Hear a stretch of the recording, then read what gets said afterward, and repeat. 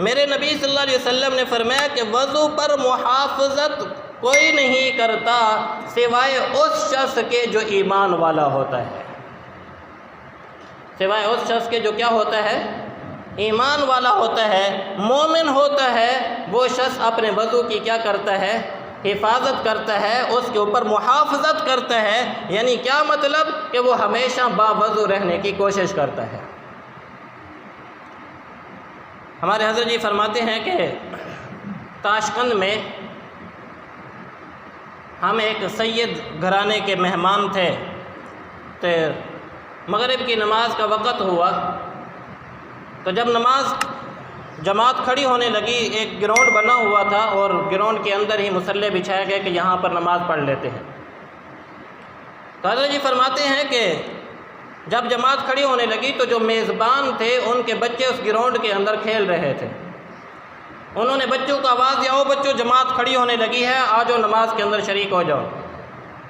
وہ بچے جیسے ہی کھیل رہے تھے انہوں نے وہیں پر اپنی گیندیں پھینکی اور دوڑتے ہوئے آئے اور جماعت کے ساتھ شریک ہو گئے۔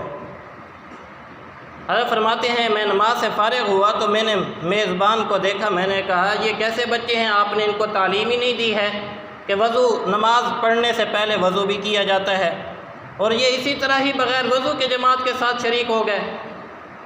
وہ کہنے لگا کہ حضرت بات یہ ہے کہ ہمارے ہاں یہ معمول ہے گھر کا کہ جب بچہ 7 سال کی عمر کو پہنچتا ہے ہم اپنے ہر بچے کی یہ تربیت کرتے ہیں کہ وہ 24 گھنٹے باوضو رہتا ہے۔ یہ ہے میرے نبی کا خاندان، اور جو سچے وارث ہوتے ہیں نا میرے نبی کے، اور جو صحیح معنوں میں اہل بیت ہوتے ہیں۔ آج کل تو ویسے ہی جو لفنگا اور لچا اٹھتا ہے اور کہتا ہے میں سید ہوں، اللہ تعالیٰ حفاظت فرمائے۔ یہ یاد رکھیے گا کہ جو اپنے نسب کو تبدیل کرتا ہے، میرے نبی صلی اللہ علیہ وسلم نے فرمایا وہ ہم میں سے نہیں ہے، اس کے اوپر لعنت ہوتی ہے۔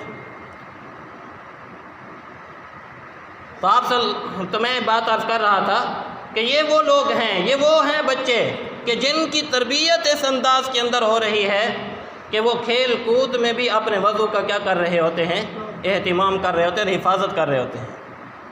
آج ہم دفتروں کے اندر بیٹھ کر ٹھنڈی پنکھوں کی ہواؤں میں بیٹھ کر جوان ہو کر بھی ہمیں وضو کے طریقے کا علم نہیں ہے۔ معاف کیجئے گا، یہ صرف کوئی سنی سنائی باتیں نہیں ہیں۔ آج کل تو سوشل میڈیا کا دور ہے، بھرے پڑے ہیں ایسے لوگ، بڑے بڑے جوان، لیکن ان کو سچی بات ہے کہ نہ وضو کے فرائض کا علم ہے نہ غسل کے فرائض کا علم ہے۔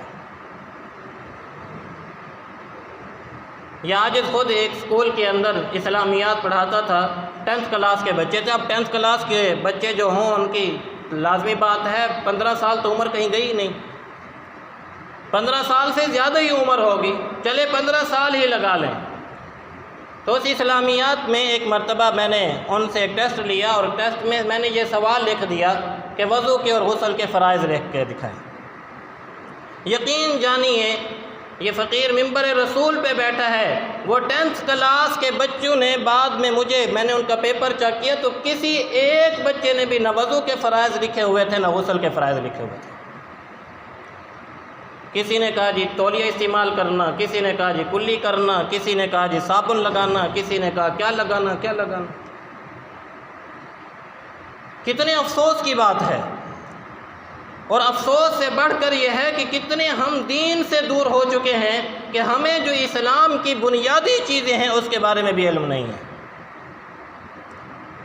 ایک مسلمان سے نماز قضا ہو جائے یہ ہو نہیں سکتا، میرے نبی صلی اللہ علیہ وسلم نے فرمایا، اور مسلمان نماز کا پابند ہوتا ہے۔ جب نماز کا پابند ہے تو میرے نبی صلی اللہ علیہ وسلم نے فرمایا نماز کے لیے وضو کیا ہے، ضروری ہے۔ ہر چیز کی ایک کنجی ہوتی ہے، میرے نبی نے فرمایا، اور نماز کی کنجی فرمایا کہ وضو ہے، اور نماز کی جو افتتاح ہے فرمایا کہ وہ اللہ اکبر کہنا ہے۔ تو اس لیے ہمیں اس بات پر سوچنا چاہیے کہ کیا ہم صحیح معنوں میں اپنے نبی صلی اللہ علیہ وسلم کے امتی ہیں؟ کیا ہمارے اندر وہ شان موجود ہے جو اللہ کے نبی صلی اللہ علیہ وسلم ہمیں دے کر گئے ہیں؟ وہ تعلیمات، وہ تربیت، وہ اخلاق، وہ کردار، وہ افعال، وہ اعمال جو پیارے نبی صلی اللہ علیہ وسلم ہمیں دے کر گئے، کیا ہماری زندگی کے اندر موجود ہیں؟ لیکن میں 10 بستہ آپ حضرات سے عرض کروں گا کہ آج دیکھیں ہماری حالت کیا ہو چکی ہے کہ یعنی یہ وضو تو دور کی بات رہی نا بھئی، اگر کوئی شخص بے وضو بھی رہے تو کوئی گناہ تو نہیں ہے نا بھئی، لیکن نماز کا چھوڑ دینا کیا ہے؟ گناہ ہے۔ اور نماز کی حالت کیا ہوتی ہے؟ جو آدمی نماز ہی نہیں پڑھتا تو وہ وضو کا اہتمام کیا کرے گا؟ فرائض کا ہی جسے خیال نہیں ہے، جسے یہ بھی معلوم نہیں کہ فجر کی نماز، ظہر کی نماز، عصر کی نماز، مغرب کی نماز، عشاء کی نماز کی کتنی رکعتیں ہیں، کیا پڑھنا ہے، وہ فرائض، وضو کے فرائض کو کیا جانے گا؟ اس لیے خدا را آپ پیارے نبی کے امتی ہیں اور اپنے نبی کے امتی بن کے دکھائیے۔ آپ پیارے نبی کے مانگے ہوئے لوگ ہیں۔ میرے نبی صلی اللہ علیہ وسلم نے ارشاد فرمایا کہ جس طرح اللہ تعالیٰ نے مجھے چنا ہے، اسی طرح میرے لیے میرے صحابہ کو چنا ہے اور میرے لیے میری امت کو چنا ہے۔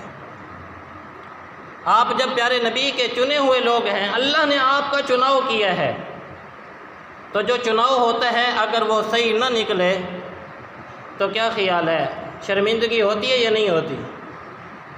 اس لیے کوشش یہ فرمائیں کہ ہم سچے نبی کے امتی بنیں۔